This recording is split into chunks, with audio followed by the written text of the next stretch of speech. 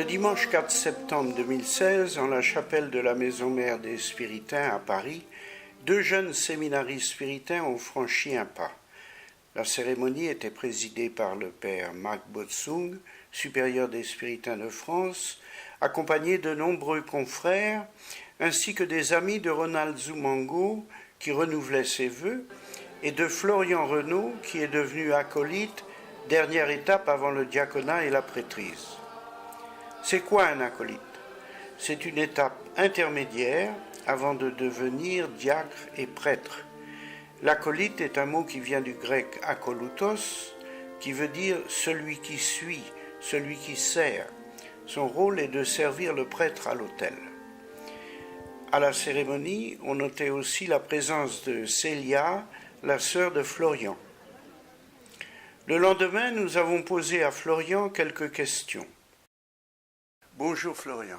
Bonjour Jean-Yves. Comment as-tu connu les Spiritains? Donc, je m'appelle Florian, j'ai 30 ans, je suis jeune spiritain en formation et j'ai connu les Spiritains lors de mon expérience de volontariat à Madagascar, entre la philosophie et la théologie. Et à l'époque, j'étais séminariste diocésain. Pour quel diocèse? Pour le diocèse de Reims. Et pourquoi as-tu choisi de te joindre aux Spiritains? Donc j'ai décidé de devenir spiritain, donc parce que, ayant rencontré les Spiritains sur le terrain, j'ai tout d'abord été touché par la mission, la dynamique missionnaire dans le charisme de la congrégation, et par le souci particulier d'aller vers les plus petits et les plus pauvres. Moi, ça m'a beaucoup touché et le témoignage des confrères spiritains avec lesquels j'ai vécu à Madagascar m'a beaucoup édifié et m'a donné envie de les suivre. Et maintenant, peux-tu expliquer au public en général quelle est la route que suit un jeune qui veut devenir prêtre ou frère spiritain?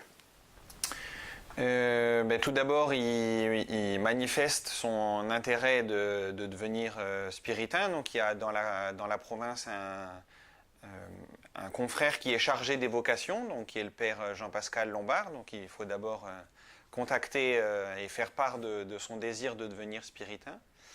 Ensuite, il y a un temps de discernement donc avec ce confrère chargé des vocations. Et puis, la première étape de formation à proprement parler, c'est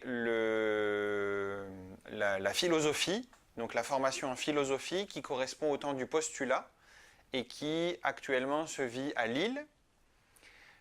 Ensuite, le deuxième temps de formation, c'est un stage dans un pays de mission, normalement de 2 ans.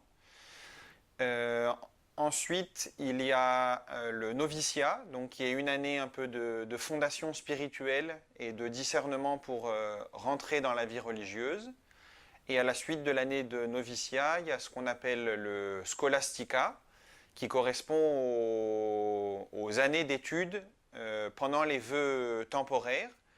Donc pour les candidats qui veulent rester religieux laïcs, donc il y a une formation plutôt professionnelle selon le métier et les talents de chacun.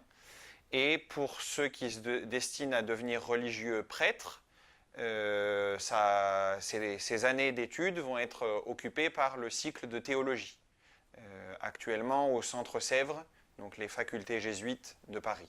Et toi, il te reste combien d'années d'études? Une année avant les vœux perpétuels et l'ordination diaconale. Et après le diaconat? Après le diaconat, il y a donc ce qu'on appelle l'année diaconale, où on est nommé dans une paroisse pour 1 an, où on découvre le ministère paroissial et où on commence à célébrer des sacrements comme les baptêmes, les mariages, accompagner les familles au moment des deuils et ainsi de suite. Et c'est à la fin de cette année-là qu'on est ordonné prêtre? À la fin de cette année-là, exactement, on est ordonné prêtre et quelques mois plus tard, on est envoyé en mission à l'étranger. Eh bien, Florian, merci pour ton témoignage et j'espère une bonne continuation pour toi pour les 2 années qui restent. Merci beaucoup. Au revoir. Au revoir.